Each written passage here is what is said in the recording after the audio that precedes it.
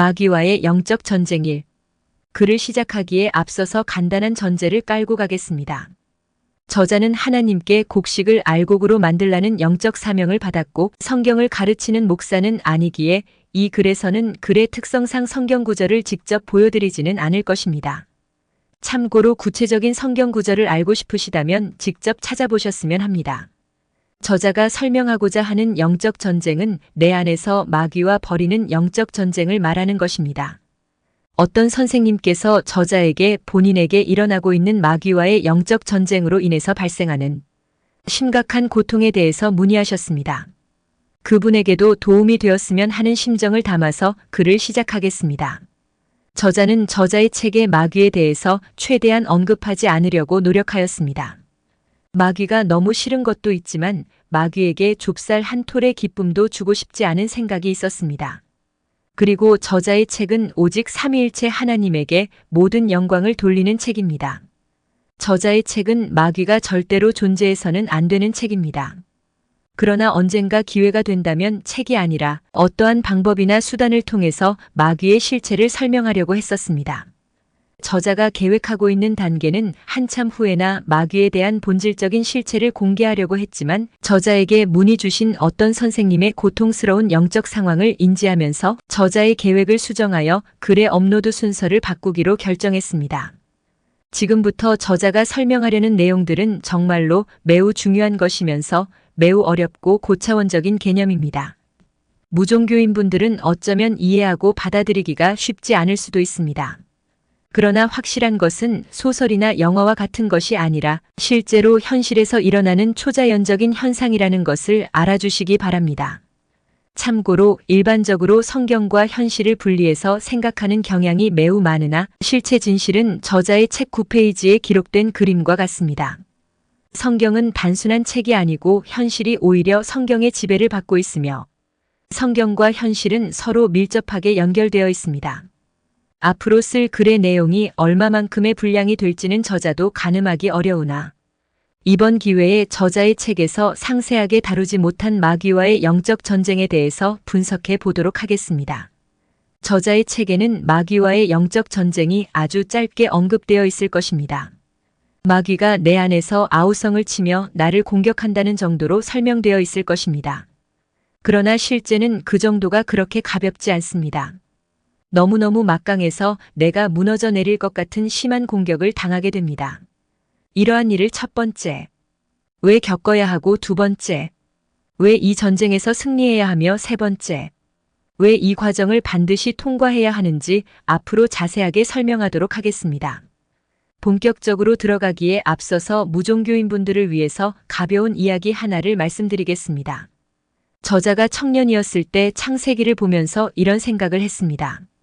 인류의 최초 조상인 아담과 하와가 선악을 알게 하는 나무의 열매를 먹지 않았다면 지금의 나는 천국에 있었을 것이고 지금처럼 힘들게 살지 않아도 될 것인데 하나님께서 먹지 말라는 것을 그냥 먹지 않았으면 아무런 문제도 생기지 않았을 텐데 왜 하필 그것을 먹는 바람에 나까지 이 고생을 하고 있는지 참 답답했었습니다.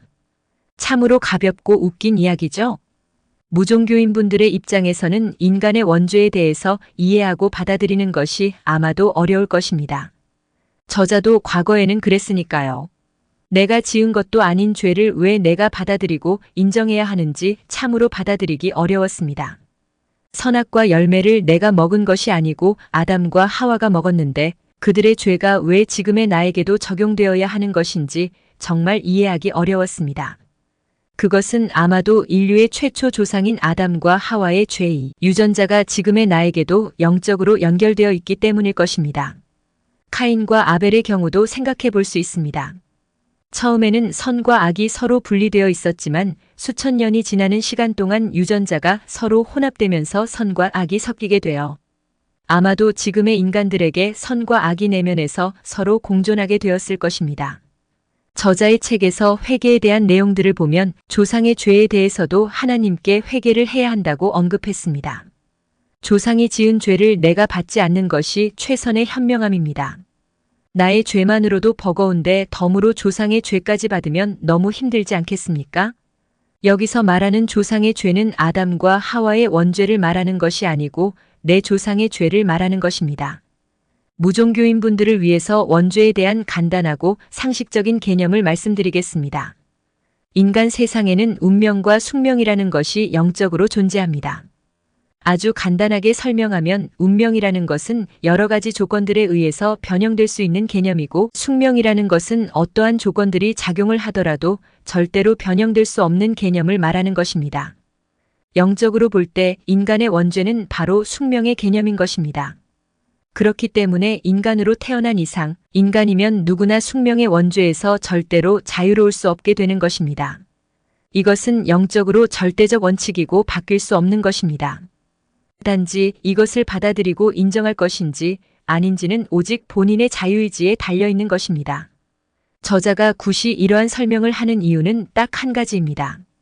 영적인 원죄의 개념을 최대한 빨리 받아들이고 인정하여야 하는 이유는 내 영이 구원받을 수 있는 가능성을 높여주는 것이고, 그 시간도 단축시켜 줄 수 있기 때문입니다. 여기까지 무종교인분들을 위한 말씀은 그만하고 본론으로 들어가겠습니다. 인간은 어느 누구나 내면에 자아라는 것을 가지고 있습니다. 내가 천국으로 들어가기 위해서는 나 스스로가 내 안의 내면을 들여다보고 분석할 수 있어야 합니다. 내 안의 들보를 보라고 예수님께서 말씀하셨습니다. 내 안의 들보를 보기 위해서는 내 안의 자아를 정확하게 잘 분석해야 합니다. 인간이 가지고 있는 자아는 주관적인 자아와 객관적인 자아로 분리할 수 있는데, 이것은 영적인 양면성의 원칙에 의해서 생기게 되는 것입니다. 선이 있으면 악이 있고 빛이 있으면 어둠이 있는 것과 같은 이치입니다. 인간 세상에서 영적인 양면성이 생기게 된 이유는 상기에서 설명한 것과 같이 아담과 하와가 선과 악을 알게 하는 열매를 먹었기 때문입니다. 선과 악. 이것이 바로 영적인 양면성인 것입니다.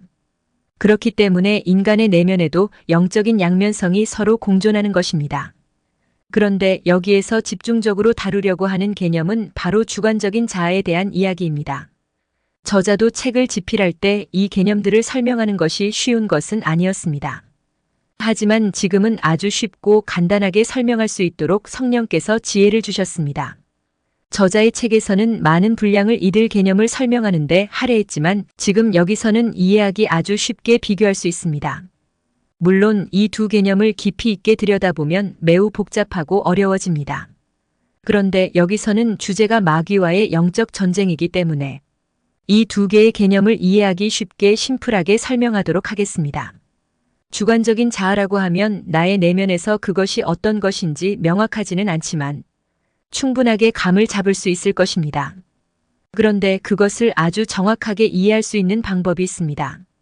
앞에서 카인과 아벨을 언급하였습니다. 여기서 중요한 것은 카인과 아벨이 아니기 때문에 카인과 아벨에 대해서 알고 싶으시면 성경을 참고하시기 바랍니다. 주관적인 자아는 카인과 같고 객관적인 자아는 아벨과 같습니다. 카인은 하나님을 자신의 뜻에 따라 섬겼고 아벨은 하나님을 하나님의 뜻에 따라 섬겼습니다. 카인의 주인은 바로 자기 자신이었고 아벨의 주인은 바로 하나님이셨던 것입니다. 주관적인 자아를 간단하고 명확하게 설명하면 나의 주인이 하나님이 아니시고 바로 나인 것을 말하는 것입니다. 나의 뜻대로 내가 판단하고 나의 뜻대로 내가 결정하고 나의 뜻대로 내가 무엇이든지 주인 행세하는 것을 말하는 것입니다. 이것이 바로 주관적인 자아인 것입니다. 이러한 주관적인 자아에 하나님은 함께 계시지 않습니다. 하나님께서는 이러한 인간의 주관적인 자아를 매우 싫어하십니다. 마치 카인과 아벨의 경우처럼 말입니다. 내가 주인인데 어떻게 하나님께서 나와 함께 계시겠습니까? 나와 함께 계실 자리도 없는데 말입니다. 하나님께서 함께 계시지 않는 주관적인 자아에는 마귀가 따리를 틀고 마치 자기 집인 것처럼 꿋꿋하게 자리 잡고 있습니다. 인간의 주관적인 자아가 바로 하나님께 거역하는 원흉인 것입니다. 좁은 길을 걸으면서 항상 마음속에 가지고 있어야 하는 다짐이 있습니다. 그 다짐은 바로 예수님께서도 그렇게 하셨듯이 내 뜻대로 하지 마시옵고 오로지 전지전능하신 여호와 하나님의 뜻대로 하시옵소서라는 굳건한 믿음을 가지고 있어야 합니다. 나의 뜻대로 내가 하고 싶은 유혹이 생길 때마다 항상 이 다짐을 잊지 말아야 하는 것입니다. 나의 뜻대로 내가 하려는 고집이 강하면 강할수록 구원을 받기 위한 시간은 점점 길어지게 되고 고통의 시간도 점점 길어지게 됩니다. 고통의 시간은 짧게 끝내는 것이 진정으로 현명한 것입니다. 내 안의 주관적인 자아가 얼마나 나를 영적으로 망가지게 만들고 나의 영이 구원을 받지 못하도록 방해하는지 그 원인을 알 수 있습니다. 나의 뜻대로 내가 하나님을 사랑하고 나의 뜻대로 내가 성령님을 만나고 나의 뜻대로 내가 주 예수님을 사모하는 것처럼 나의 뜻대로 내가 모든 것의 주인이 되면 절대로 안 된다는 것을 잘 알아야 하는 것입니다. 즉, 내가 나를 섬기면 안 된다는 것입니다. 나의 뜻대로 내가 하는 것이 아니라 오로지 전지전능하신 여호와 하나님께서 모든 것을 하시는 것입니다. 이것이 바로 절대적 순종입니다. 나의 뜻대로 내가 기준의 중심이 아니라 삼위일체 하나님께서 기준의 중심이 되셔야 한다는 것입니다.